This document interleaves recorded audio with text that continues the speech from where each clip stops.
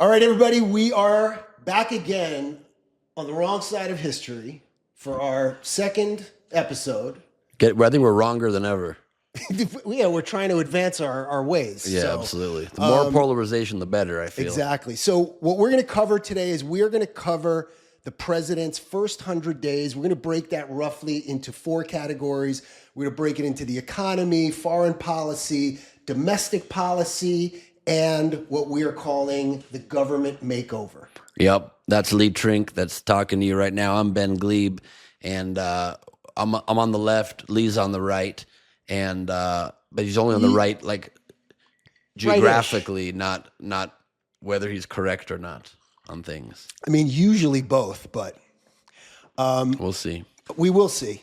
And we're going to probably ask you to maybe give us some feedback. What arguments did you like? What arguments didn't you like? Maybe we'll come up with a rating system at some Yeah, point. score us. You can score us. Yeah, we should get a system for that. Okay. I like that. So let's jump into it. Let's start with, I think, what is maybe the most pressing thing on everybody's mind, which is the economy.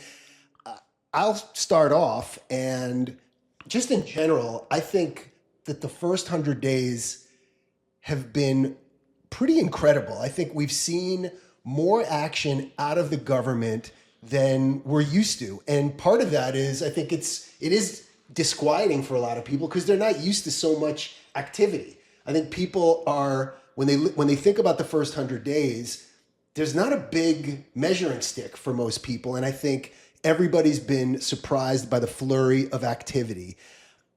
I think he's doing a phenomenal job on the economy. I think the prices of eggs are down. The price of gas is down.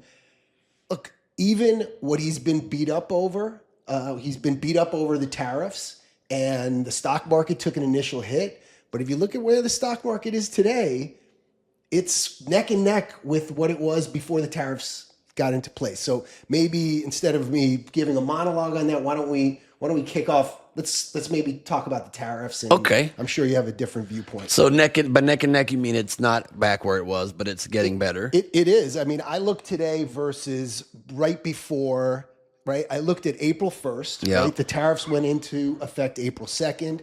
So April 1st, the Dow was 41,900. Today, it's 41,200. Less than a 2% slip. NASDAQ is actually up on what it was on April 1st by a couple of percentage points. And the other metric that I tend to look at is the S&P 500, which is the top 500 public companies. And that's also up just a smidge. So let's call it basically. But a lot of even. people's wealth was erased, and It was in the short term. yeah, but people freaked out, and a lot of people sell off, and it affects human beings' lives. Not everybody is wealthy and able to handle economic uncertainty in that way. But that's not even the big But whose point. fault is that? Hold on, but who's if people lose their stomach and the markets change, the markets have some visceral reaction to tariffs, which we knew were going to happen, right? We knew that the markets were going to. Well, no, react. we didn't know because nobody knew that he would implement such immediate haphazard tariffs and then change his mind and then re-implement and then not re-implement. And a big part of my criticism about his economic policy, his tariff vis-a-vis his tariff policy, is the haphazard nature. He just does things kind of just so haphazardly and like skeet shooting out there that he doesn't do things in a way that allow.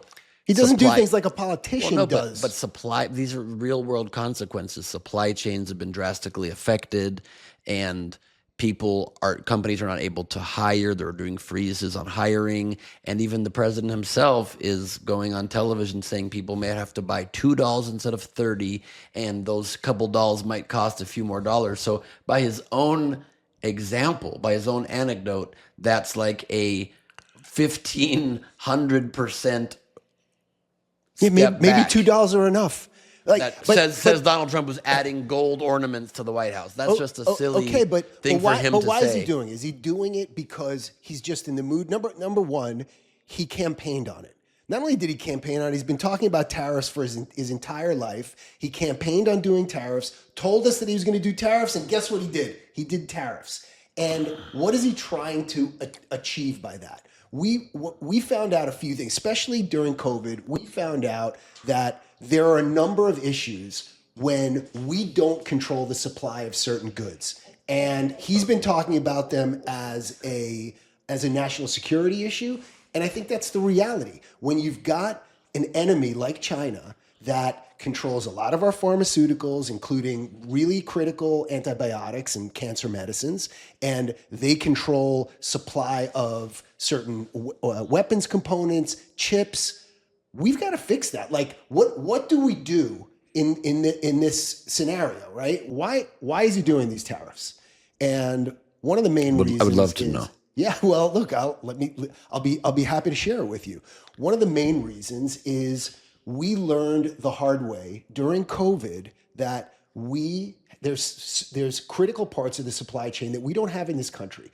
We've spent the last 20 years dreaming of some kind of global marketplace, free trade. There was some philosophy that people had that we thought, well, we're going to be able to get all of these low-paying manufacturing jobs, get rid of that. Let's not worry about the middle class. They'll get much better high-paying jobs.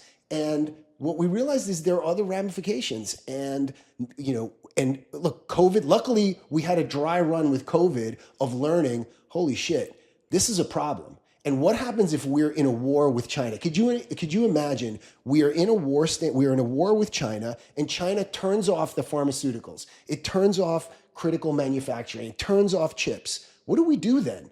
Right? So the tariffs he's using it as a tool to do two things: to push China back, right? Like you see, it's very much China focused, and one of the other goals that he wants is reshoring manufacturing.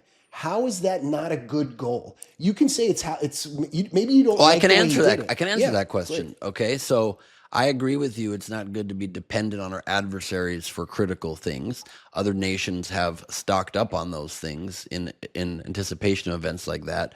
We refuse to do that. We can do it in other ways by working on developing those things at home, creating incentives at home rather than just punishing the people who are currently providing those things to us. Or you can even strong arm your allies into signing minerals agreements so we can make those chips more easily at home, like we just did with good job. Ukraine, which is Thumbs up. it wasn't a nice way to do things when somebody's at war, but okay, we're going to get those minerals now. Listen, what's nice? What, like, Okay, but let me get to my fight. larger point. Yeah. Okay, so yes, we need to do those things. As far as manufacturing, however, Trump just can't decide he wants those jobs back, and that's going to be something that America now reprioritizes. Even in places like China, they are having less and less manufacturing with people working those jobs as it goes on automated, as it goes to AI.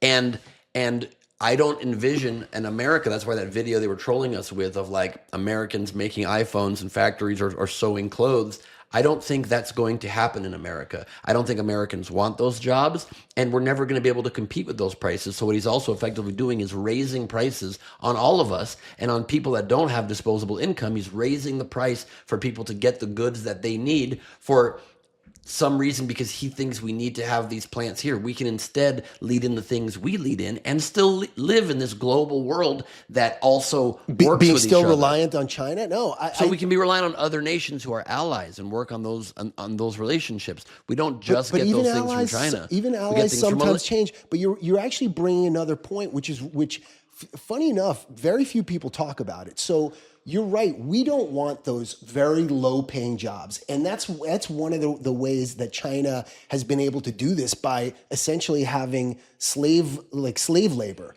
But what is coming? AI, robotics are coming.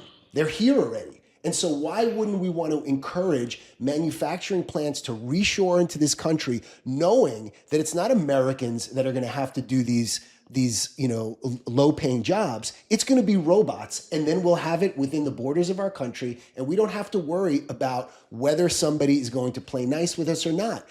I think that's one of the big lessons is this: we are not in some happy kumbaya world that somehow was sold to us over the last 20 years. That's not it. That's not, we're no closer to peace. There continues to be, really challenges with people like China, with Russia, with Iran. And so it's not.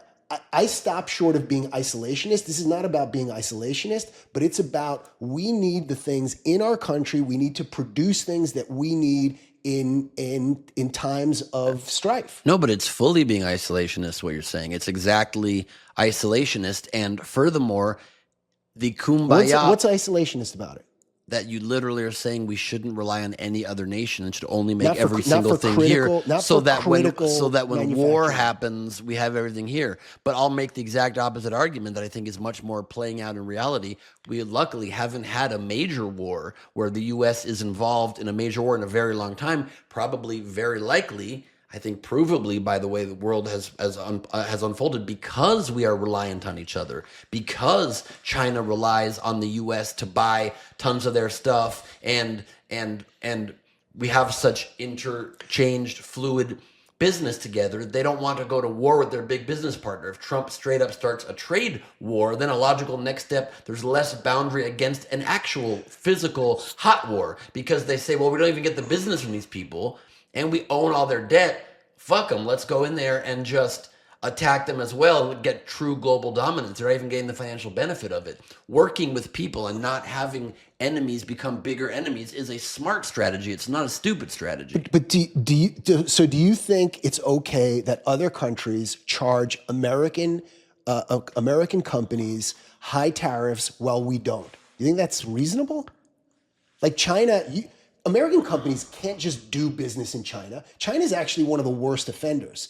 I know from trying to do business in China, I knew when I wanted to create an outpost in China, what did I have to do? I had to look for a partner, because me running an American company, I was not permitted just to open up shop the way Chinese companies are able to do here. They're punitive to American businesses. And it's not just businesses like mine.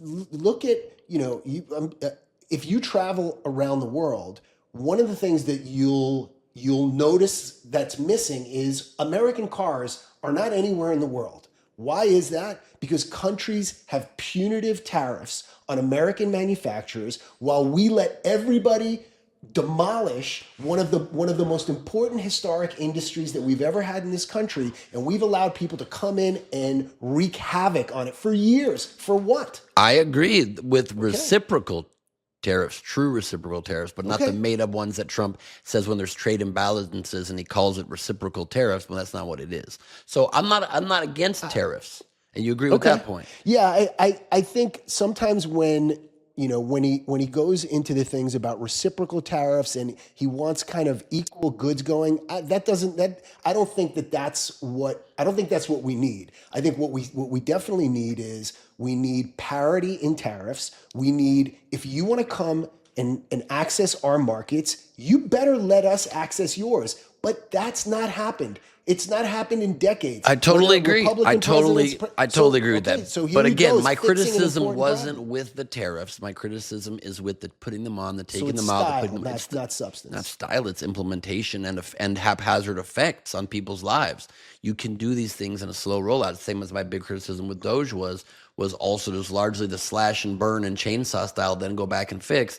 That's not a good way to do it. Now we can talk about Doge for a moment. Nobody's fixed anything. And then as far as the economy more broadly, if you think things are... We did enough about tariffs. If you think things are going so great with the economy, this is the Q1 of 2025 is the first quarter since the pandemic that we've actually dropped in GDP. We have like a negative 0.3% GDP when it's been like 2.5% average growth. How's that a positive? Spin that one positively for me. Well, I wonder how much of it is government spending, because the growth, like a lot of the growth that Biden was championing, that he was taking credit for, was the ramping of government. Like I said, I'm not sure how much of it is attributed to cutting back government spending, because I know that was a big part of the GDP under Biden, but I'm not pleased to see that, Right. And to that point, you're a little bit, I'm glad you can at least say you're not pleased to see it, but like Trump literally, can you please at least admit that it's ridiculous that Trump never has the instinct to take responsibility as the president? Because he doesn't. It's not his thing. It's not his thing. It's not his thing. But that being he literally said, tweeted that it was his stock market during Biden's stock market, and then under his own presidency, it's Biden's stock market. He does it in a way that upsets more people, but everybody takes credit for things like that. in fairness to him, we exceeded job growth 2 months in a row. Wages are up by something like 4%. Gas down, stock market back to what it is. Doll prices up, toy prices up, grocery prices up, spiking along many places around the country. But that's people taking advantage of the chaos in the markets. Like, that's part of it. No, it's people getting ready to have supply chain disruptions when the tariffs actually fully take effect and people run out of their back supply. I'd rather make sure that we have the critical manufacturing here. Great. And We need to that's move it. on to another topic. Yes, we do. Okay.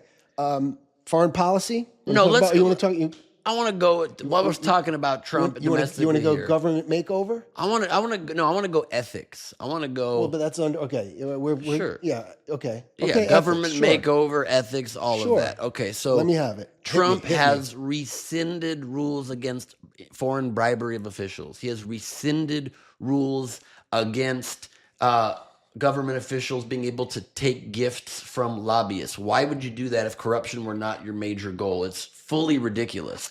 It's so. How about this? Tell me what he's doing. Okay, I don't like. Those are two things that he did. That he's doing to take advantage of it. I Sure. know when I look at I got more. Nancy I got more of a Pelosi, list. that's worth a few $100 million, I got more of a and list. Bernie and AOC. Because there's no laws against investing in the stock Okay, but market, that and there to me- should be. but that So to he me should is be an ethical problem. So he should be putting in those laws if he's ethical, Okay, not tell- removing more of them. So I will tell you more. I said two words. Let me finish explaining the things. So those are two things he did that are like senseless and mind-boggling.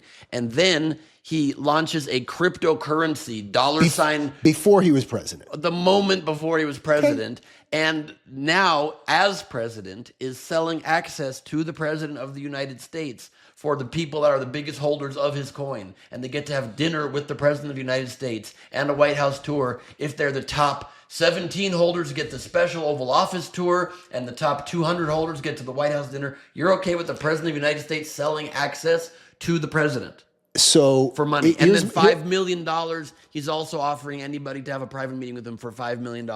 Directly moneyed access to the president. So here's my response. Number one, do I think it's crass? Yes. Do I love it? No. When I look at the way Hunter Biden traded on his dad to get a job, to get a board seat at a Ukrainian company, Brother, and to get everybody on the right loves ownership. to counter current president of the United States with drug addict son of former president of the United States. Yeah, Move on from Hunter Biden. He wasn't the president. He never held No, public office. but the president. And I agree with what about you the 100 10% for the big and guy I under agree that? with you 100% that Hunter Biden did a lot of shady criminal shit. That doesn't give an excuse for the president to do it. You mean when the president pardoned him for everything that he might have done? That was Yeah, illegal. I didn't like that pardon, but everybody's going to pardon their family, and Trump would certainly do it too. But didn't need regardless, to. again, Hunter Biden, who cares? Trump is actively committing these very corrupt acts. That's while not corruption, but that's not corruption. that's corruption. What do you mean it's not corruption? It's not corruption to say a big holder of this coin can have dinner with me. Why? How's that corruption? It's not Access corruption. to the president of the United States to pay money directly in the president's pockets. It literally violates the emoluments clause in the Constitution. It literally is saying he can enrich himself while in office and is trading access for it. It's horrible. And that's just what he's doing personally, and then also gutting oversight and ethical standards while claiming that he's getting rid of fraud and abuse. He fires all the inspector generals whose job are literally to do that. If they weren't doing a great job. Right, so you go in then and maybe have Elon Musk oversight on those guys, but this is and to me, see if they're doing it or not. hold on. You don't get rid of the guys whose job it is in those departments to do that, and then have your guy come in and just gut things randomly and not gut any of the things that affect the very ultra wealthy. That's not okay to do. I think it's what I always find deeply interesting is everybody has commentary on how it should be done when it hasn't been done. Not in the last presidency, not for 20 years. People haven't of course, done it. Of course, they commentary. haven't remedied all of this, and now that, but you agree that the goal of what he's trying to do is a worthy goal, right? Yeah. Do we agree on that? Okay. On the words of its face, yes. Okay. When they start to unearth all of this spending that is on its face preposterous, it's crazy, and when they're trying to reel it back in. I don't have a lot of sympathy or empathy for people who are saying, "Well, I don't like how he's doing it." Okay, well, then no one else has succeeded in doing it, and I'm happy he's doing it. Yes, you're super. So let me just make sure I understand. You're super happy at the way he's doing it because it hasn't been tried this way before. Is to remove rules that say you can't take gifts from lobbyists. That's a great way to get rid of corruption. I'm actually not well versed on that, to be honest. And I'm not trying to do it as a cop out. I just don't know about that. Sure, I'm happy to quote it to you directly. On his first day in office, signed Executive Order 14148, rescinding several ethics rules established during Biden to lift restrictions that prohibited executive branch employees from accepting gifts from registered lobbyists and barred lobbyists from entering government within 2 years of lobbying activities. Yeah, I don't like something like that. Yeah. Again, I need to learn a little bit more about it, but on its face, by what you're describing, I'm curious to hear what the merits of that is. So is Daisy. Yes, your dog in the background making noise. People think it's coming through my mic, and it's not me. It is not me. For the record, he's squealing. That's it. Ben is squealing. Because he agrees with me. This dog he sees you waffling. He doesn't like the moral ambiguity from his father. She from her father. All right. So what are we going to continue on domestic policy? Yeah. So let's stay on domestic policy. So then let me just give you my list further of things that he's done that I think are just wild overreach and morally bankrupt. Sure. Okay. So he has been targeting political opponents, which he said he would not do, and he is. Like who? He's been targeting law firms that have not supported him and forced them essentially to donate $1 billion to his causes. And the system works, and the court intervened, and the court reeled that back. Now, no, they didn't. It's under. Yes, they did. $1 billion in services are still going through. You're talking about Perkins Coie, the Perkins Coie case. I'm not sure what they enjoined that executive order, and now it's being appealed. So we don't know how it's going to shake out. But okay, again, I look at it and saying, here's the system working as is. There's saying that we should take away the press licenses, the media licenses from 60 Minutes, from NBC and ABC News, from CBS News, because they report negatively on him. It's not that they report negatively. It's that 60 Minutes was just busted in editing footage in order to change the nature of the story, to make somebody that could barely put two sentences together and make them look much more articulate. That is not reporting the news. That is creating the news. They did edit one clip. That's true. One clip in one interview. It was egregious. It was egregious. One clip in one interview. Then, how about this moral bankruptcy? He's literally rolling back civil rights protections. For who?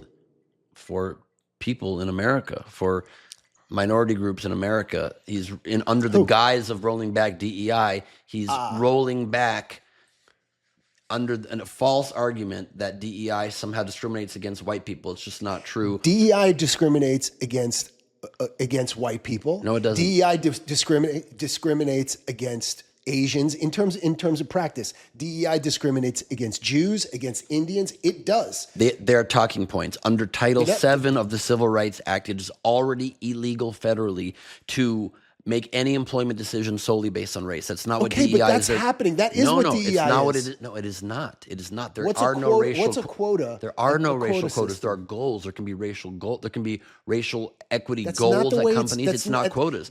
What DEI is supposed to be doing, so you can enforce it more, you can enforce it better. What it's supposed to be doing is simply three things: to promote equal opportunity, to reduce systemic bias that is keeping people out of jobs, and encourage inclusive hiring practices like widening recruitment pools, like maybe looking at resumes none of so that. you're not It is being having used just white-only as companies. It is being used as a new form of racism. That's what it is. That has worked on you. That's not worked on me. It's happened in colleges. It happens in employment. Look, messaging has worked on you. It's not the messaging. It's the reality. I know that.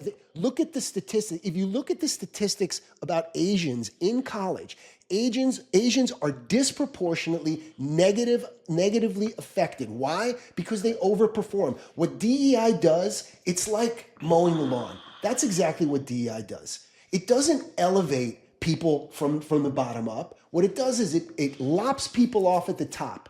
That's what it does. That's whatever. I actually don't even believe in theory what it was trying to do. my extremely strong opinion is that DEI was meant specifically to reorder, to recreate the social order, and that's how it's been used in practice.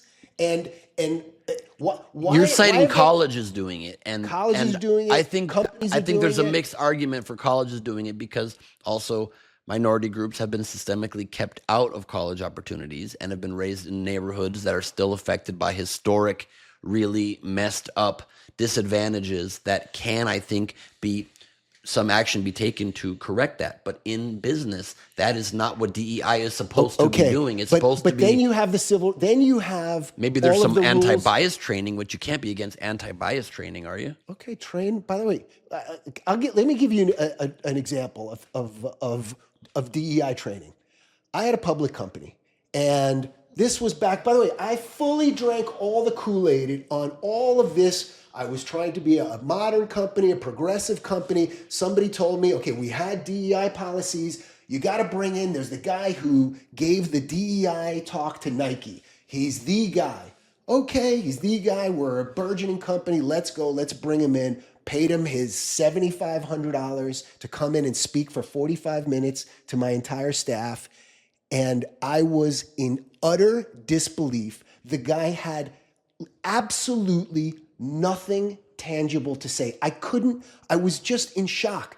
It was sold to me as this guy is going to educate everybody. He's going to say, and it was all a ruse. So this is a bad speaker. What's that got to do with anything?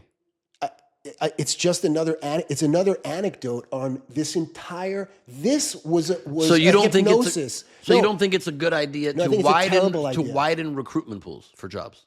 No, I think there are rules in place to ensure that everyone has equal opportunity. There aren't. Yes, there are. He's rolling those back specifically. No, there are. What is it? There's Title IX, Title VI. There's the Civil Rights Act.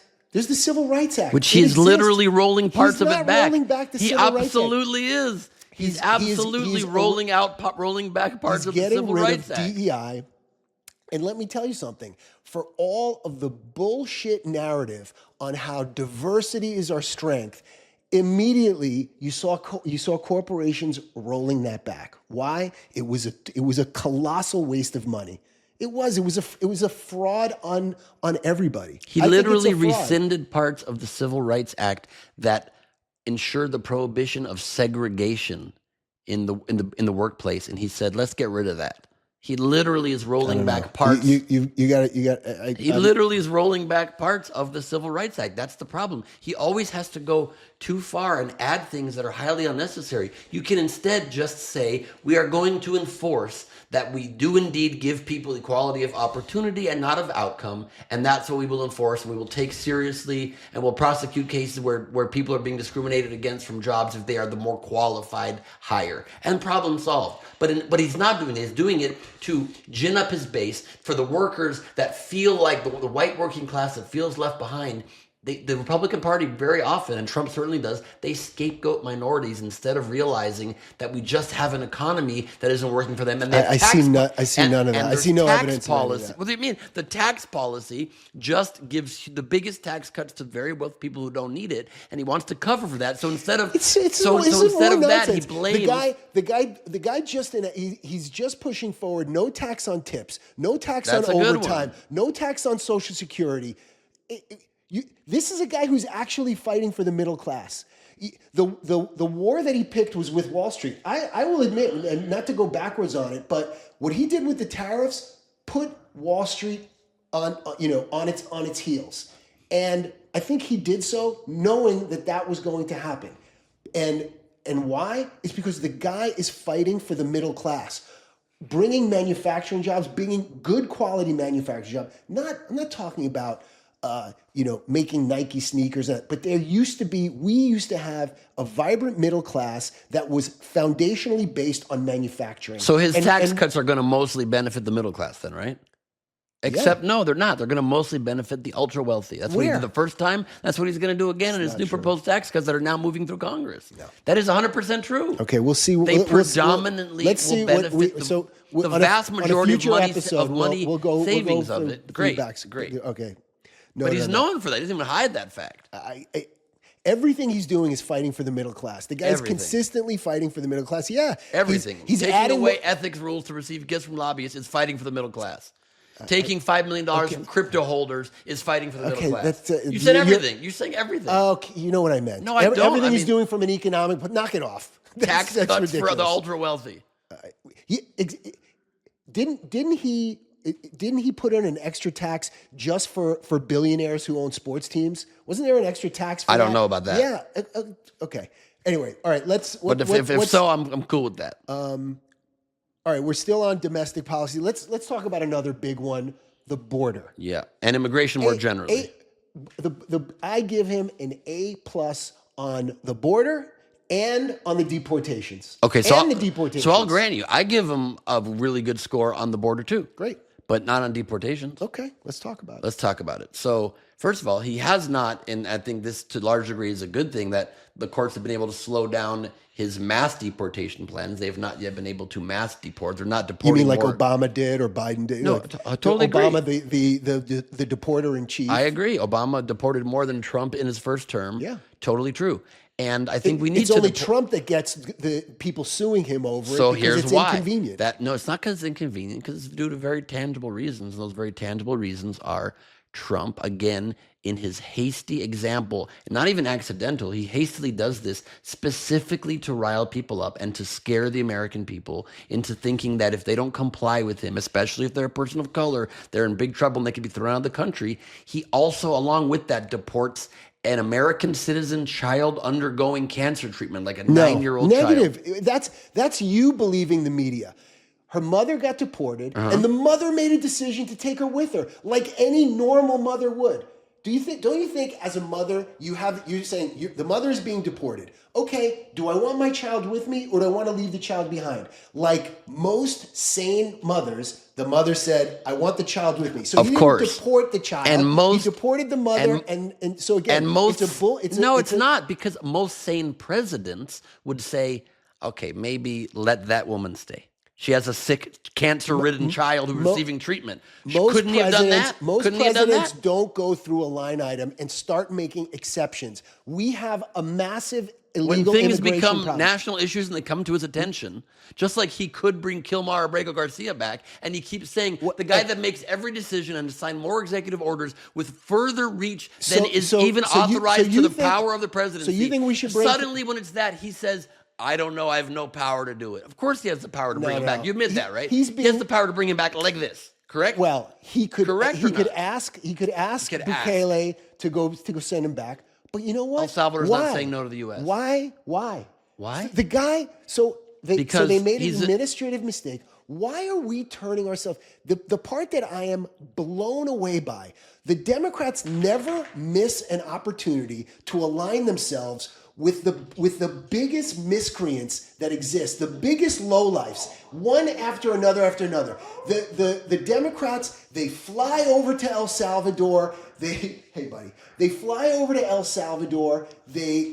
Why? For this lowlife, this wife beater, the guy was caught. He was caught trafficking people on video. You could see the video where the guy gets pulled over and the Biden administration cut him loose. They called the FBI. They said cut him loose. The guy had 8 people in his car that all claimed his address. Why? Why on earth are the Democrats prostrating themselves in front of this gang member? Because Okay, he is not a gang member. He's not proven to be a gang member. Except there are 2 immigration judges that ruled that he was a gang member, and he had a deportation order. The guy had a deportation order. The court said he could not be deported and should not be deported. He could not be deported to El Salvador. He could be deported anywhere else in the world. Right. So to answer your question, it was mandated. So to answer your question, why Democrats are bending over backwards is because we happen to believe in a concept that I thought was fundamental to the American system, fundamental to democracy, fundamental to the Constitution, and fundamental to just being a good person, which is rights only matter if they matter when it is murky, when people are challenged, when it's difficult circumstances. Do you not believe in being innocent beyond a reasonable doubt until proven guilty. That's not the standard here. That is the standard. No, it is not the standard for I understand deportations. it's not the standard for deportation, but in the Constitution, you are promised due process. And if you don't get due process... And the guy did get due process. No, he didn't. Yeah, of course he did. Why? Not by Trump. Of course he did. The judges said he couldn't be taken back. And then the Supreme Court of the United States said Trump must facilitate his return, and he's not doing it. He had boatloads of due process. I agree with you that it was, and the administration agreed that he was mistakenly deported to El Salvador. Right. It was an administrative error. Right. Could they do more?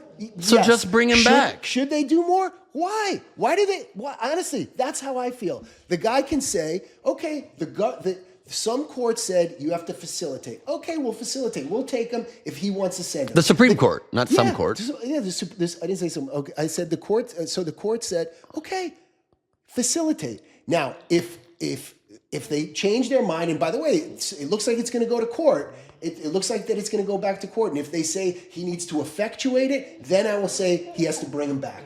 But when the standard, We have to go to court for them facilitate- to define to facilitate. Well- facilitate doesn't mean do nothing. You're aware of that, right? Yeah, Facilitate but it also doesn't mean do nothing. Okay, but it also doesn't mean fight against it. Doesn't mean go in public and say there's nothing I'm going to do or try to do, and I refuse to answer whether I've even asked him and bring him back. None of that is facilitating. So he needs us to define words for him now. He doesn't need to answer questions about it either. He needs us to define words. We have to go back to court to have them write a stronger word. Facilitating is not doing That's everything. such a in our bad power. faith argument from Trump, and that you're echoing. No, it's here's the reality of this situation. It is an insane hill for the Democrats to die on. And I'll tell you this. There are almost no Americans that agree with the Democrats on this issue. This is the Democrats again. They are somehow, Daisy, knock it off. The Democrats are somehow continuing to fight for things that no Americans want, for some theoretical nonsense. Let it go. Human rights. Doing this. No, it is not human rights. The guy is going to be deported to some country. He is not going to live another day in this country. According to you, and That's according right. to people And who according don't to- want to give and due according process to and the- don't want to honor No, court decisions. According to the judge that gave a deportation order. The Supreme Court that said bring him back. He didn't say bring him back. Yes, they did. They said facilitate the return. Yeah. That means bring him back, No, Lee. no, it doesn't. Lee, yes, it no, does. effectuate means if you were to effectuate, that means you must what does do it. facilitate mean? So it's like a contract. What does the facilitate difference mean? Between Want me to look up a definition of the word facilitate Yeah, for you? yes, please. Happy to do it. Facilitate definition. Stand by. Facilitate definition. Here we go. Definition facilitate. Make an action or process easy or easier. Okay, make it easier. We have a cell waiting He's for making him. it much harder.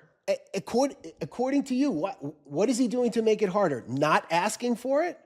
Yes, and dying on that hill. Then you're Not saying to okay. the president of El Salvador, bring the guy back. I think we've hit the end of this road. But there's one last bigger point here about that. I think the reason he's not doing it is not because of the one guy that he pretends has MS-13 tattooed on his knuckles, which, by the way, you can admit that Trump is out of his mind, doesn't understand what Photoshop looks like. They photoshopped the MS-13 letters above the symbols. I agree with you that there's something strange about that whole thing.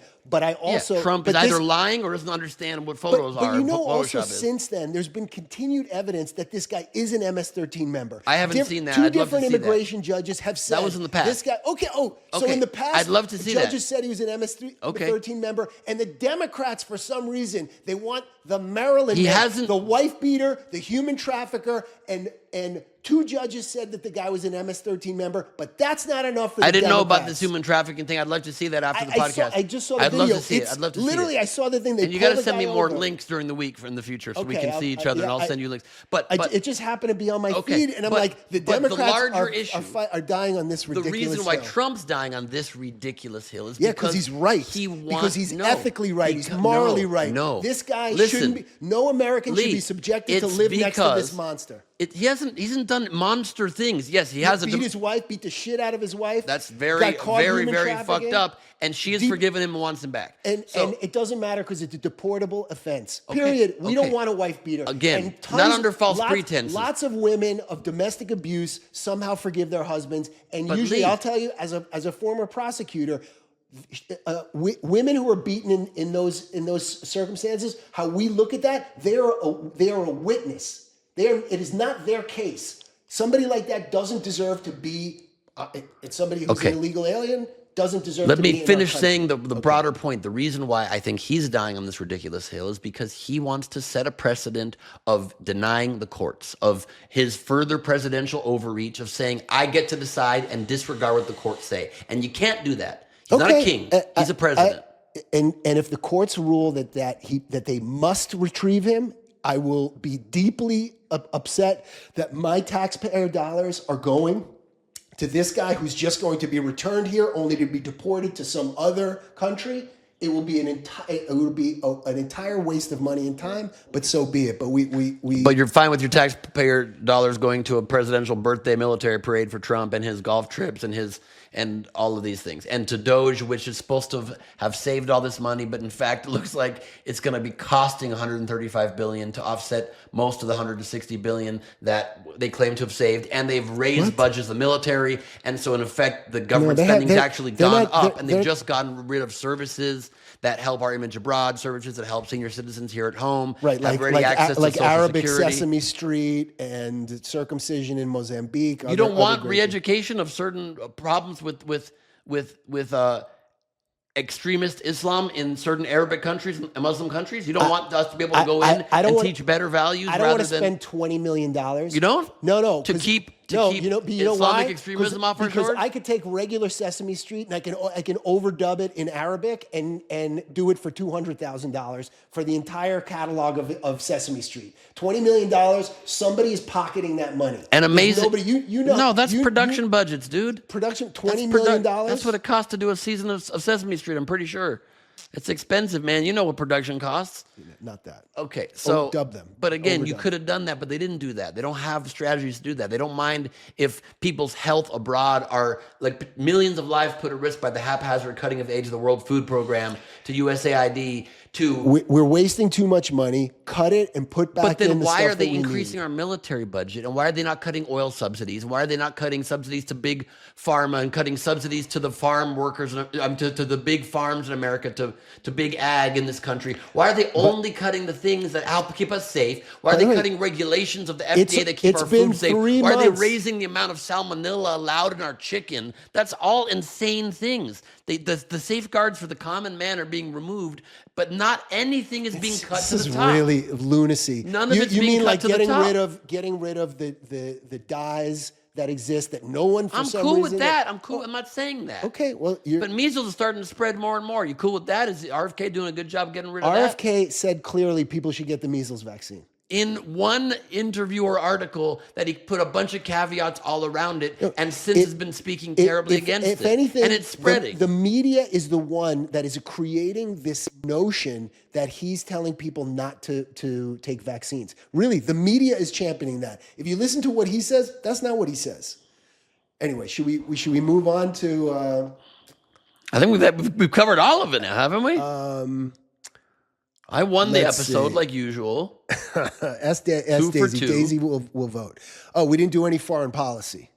Okay, I would love to do a quick foreign policy before we wrap this thing up. Sure. And then we'll do a lightning round of 2 pet peeve issues I have about the man as well. I see. The lightning round is only things that you got a pet peeve. Okay, no, it's okay. I'll let you I'm speak just as well. I'm kidding.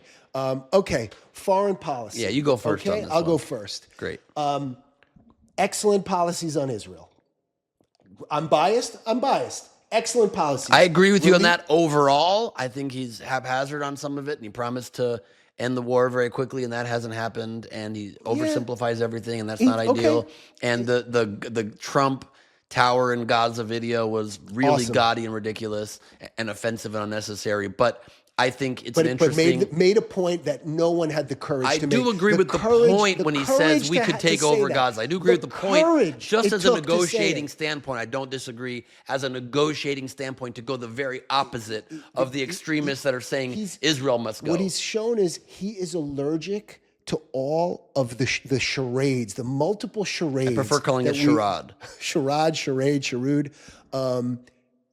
That's what he's been doing in general. He's basically calling bullshit on things that we have been pretending. That's been one of them. So I think he's been great on Israel. He got back some of the hostages, and and I think that he's given.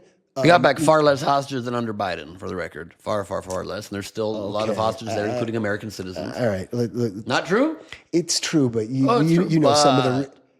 Come on. It's true or it's not true. I mean, we're talking numbers. Let's talk numbers. Because right now there's the only people left are fighting age men, and it's a lot easier to get women and children released. So let's it's okay. So he defunded UNRWA, another thing that's phenomenal.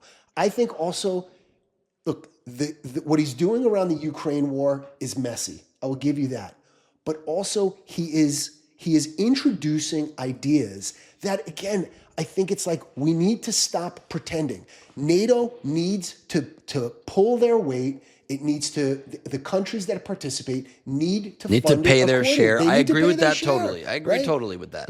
Let's stop having people freeload on us and expect us to pay the world's bill. I agree with that. And I think he's strong on that, and I agree. I think, look. But are you sure messy is the only word you want to use for what he's doing with Ukraine?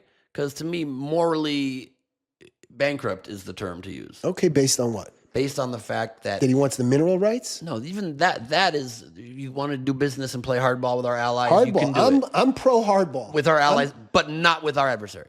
What hardball has he done against Russia since he's taken office? Nothing? He's blamed Ukraine for starting the war when he didn't start it. They bullied the president of Ukraine, our ally, in the White House, bullied him to his face and embarrassed him deeply. He embarrassed himself. No, he embarrassed himself. We had this argument. We had this argument last time. You watched 9 minutes of a 49-minute interview. I watched the whole 49-minute interview. Zelensky was salty. I'm sorry that I have more of a life than you do. Okay, fine. That's I've noted. But Zelensky was salty from the rip, and then finally it got too much to bear, and then things went sideways. But he just approved something like $310 million today. He just approved $310 million in weapons, in F-16 training, parts. So you want to say, like, he's trying. Look, and his proposed plan to end the war gives Russia 95% of the territory they have taken during this war, and that's his solution. When did they take it? When did they take it?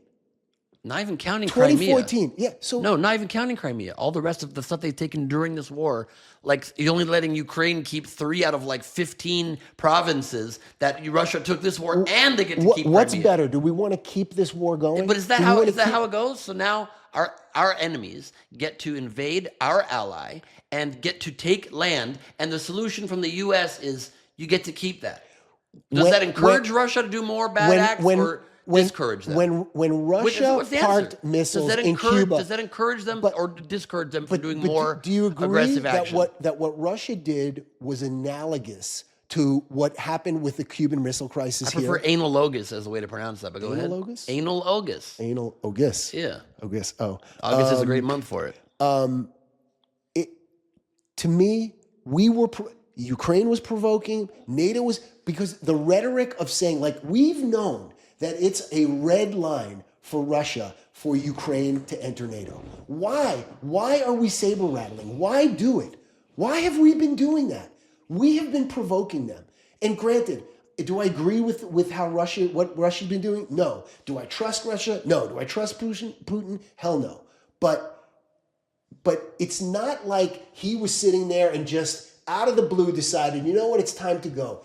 He was provoked. The guy had been provoked.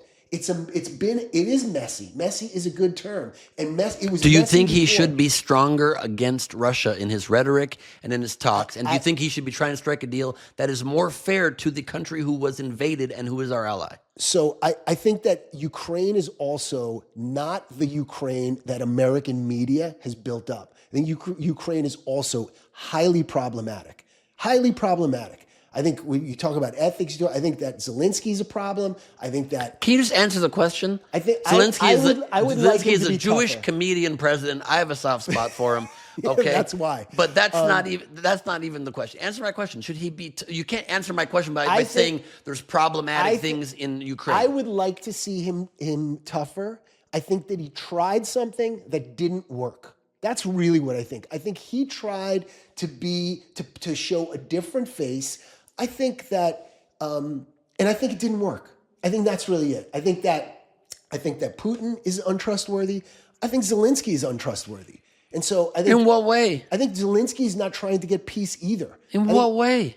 He's trying to end the war every day. No, it doesn't. I don't see any evidence that Zelensky's trying to end the war. It doesn't seem that he's trying to end the war. But anyway, I do. Russia needs to stop attacking them. In what way is he not trying? I wish he would have played a little bit of a stronger hand. I think that he tried a little bit. He tried a different tactic, and I don't think it worked. And I think that's why you see something like today, him green lighting over $300 million in weaponry, and because he got the minerals deal, and yeah, because he got the minerals. Do you think that he will be able to broker peace on this, or is the U.S. going to walk away? I'm not sure, but I don't think they're going to walk away. And do you think? Oh, go ahead. Do you think that Europe should pay more than more of the total sum to support this war versus the U.S.?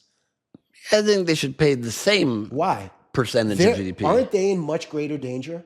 It's part of their continent. Sure. It's connected. But do you not want the U.S. to be a moral leader and a force for good in this world, helping lead the world? Or do you want us, due to Trump's erratic tariffs, losing the U.S. dollar being the standard reserve currency for the world? Do you want us not to be stopped taken advantage of? But do you not want us to be looked to as the good guys that come and help when bad guys come and do bad things? Should we no longer be that?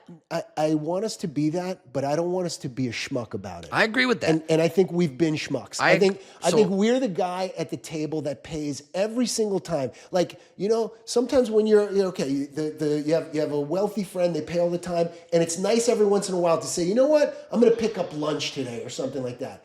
But that's not what we tend to get. They always look to us with their hand out, and I think it's time that we draw a line. I think drawing a line in the sand. And it's also fun to sometimes go out to lunch with a bunch of friends and play credit card roulette. Okay. You shouldn't play credit card roulette with the world order.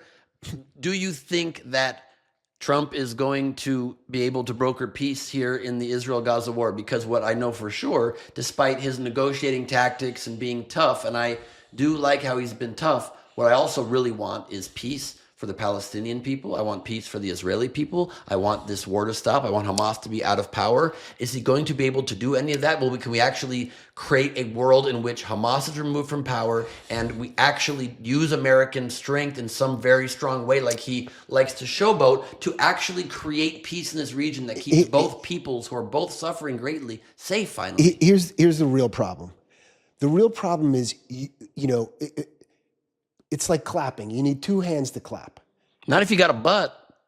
It's not clapping, but it's clapping. You need two butt cheeks to clap. Who doesn't have two butt cheeks? You have one butt cheek? No, but then it's two hands and two butt cheeks. So now you got two. Either way, you need two. Now you got a round of applause. You got a round of applause. It takes two to tango, baby. So the Palestinians don't want peace. None of their leaders want peace. Palestinians don't want peace. I don't think it's accurate. Let's call it Palestinian leadership. Yeah. And the majority of their citizens don't want peace. And let's not debate whether their citizens don't want peace or not, because I agree. We don't know the real answer to that. I agree. That's my impression. Right. But one thing is clear to me: the Palestinian leaders never talk about peace with Israel. They may talk about peace. They want peace, but I peace agree. with Israel. I agree with that. And so and it's thoroughly ridiculous that and I know we agree on this, that they still will always talk for their own state and do not first realize if you're asking for a state from the nation you claim is oppressing you, you have to at least acknowledge their state's right to exist. Exactly. So my point is, the president can't just force the Palestinians to want peace all of a sudden. Now, can he effectuate peace in another way? Can he bring Saudi into the Abraham Accords? Do I think the Saudis will come into the Abraham Accords? I think the answer is yes. Well, they claim they won't until there's peace in this war. And as we well know, what a lot of these Arabic countries, they say one thing and they do another. And a lot of it is saving face, and a lot of it is like, be with their brethren or whatever. But the Saudis, like the Emiratis, they know how problematic the Palestinians are. And so they don't want to break ranks, because that's kind of like the thin blue line that exists amongst the Arab nations. But what I have understood privately from people is that the Saudi normalization is still on track. Why? It makes sense to me because Saudis are trying to genuinely enter the global economy and be part of really global citizenry. They're moving slow, but you also can't change a kind of a millennia of ideology, and you can't do a hairpin turn because you lose the Millennia of ideology, and just very recently, bonesaw murdering American citizens. No, who's that? Jamal Khashoggi. Was he an American I citizen? think he was. Anyway, that was not their finest moment. Not a great moment. And so, but also, I think I'm sure you and I also agree. Even though you just said Palestinians, I don't know if you even meant that. The larger issue is that the Iranians are manipulating the Palestinians and the Palestinian people, as well as the Houthis, as well as Hezbollah. No. They are funding the people that are creating the mass terror, even amongst Palestinians. So I think that it's been decades where the Palestinian people have been taught to hate Israel, to hate Jews.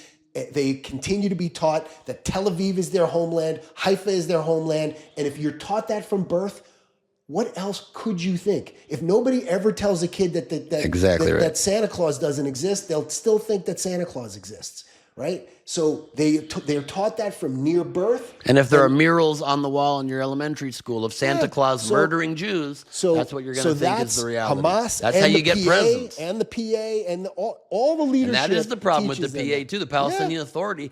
I don't know how you can even move forward with that existing authority. That's right. When they literally have in place currently to this day a pay-for-slay program that pays people to murder Israeli citizens. Exactly. It's fully bonkers. So I can't look at the president and say, how can you not make peace with these people? Because the answer is nobody can make peace with these people. That leadership needs to go. And maybe the only way to create peace at all in that region is to get the Gazans out of Gaza and to get everybody else have Saudi normalization. Well, you can't do that in practice. It's literally ethnic cleansing. And that's what Israel's accused of. You can encourage people Encourage is different than get them out. Yeah. Very different statements. Fair. But maybe this is a good idea as we can end a lot of our episodes talking about Israel because we agree largely on that more than we do on other things. Quick two lightning round things. Yes, cheers on that. Cheers on that before you hit me with something else. I don't know if you have any lightning things, feel free. But the President of the United States just being a clown. Can he stop being a clown? Can the Pope die and he asks who should take over and he says, I'd love to do it myself, to be honest. And then tweeting from the White House account a photo of himself as the Pope.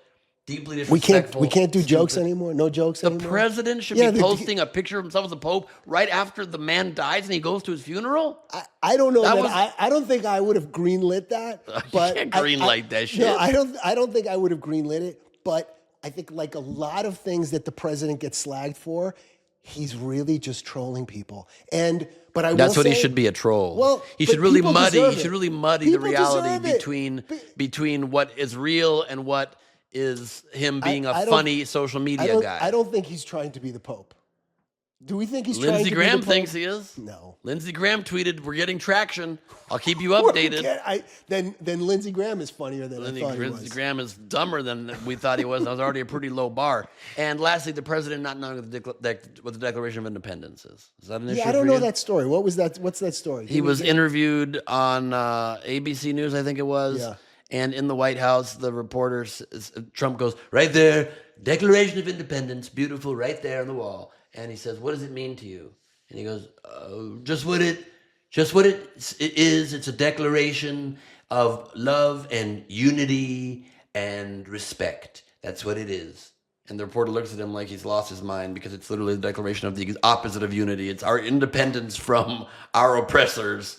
And it seems clear. And then the president, I'll couple that with the last pet peeve item.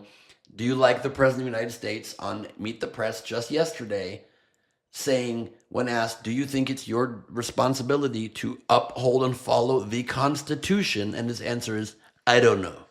I didn't see that either. Yeah, I don't know.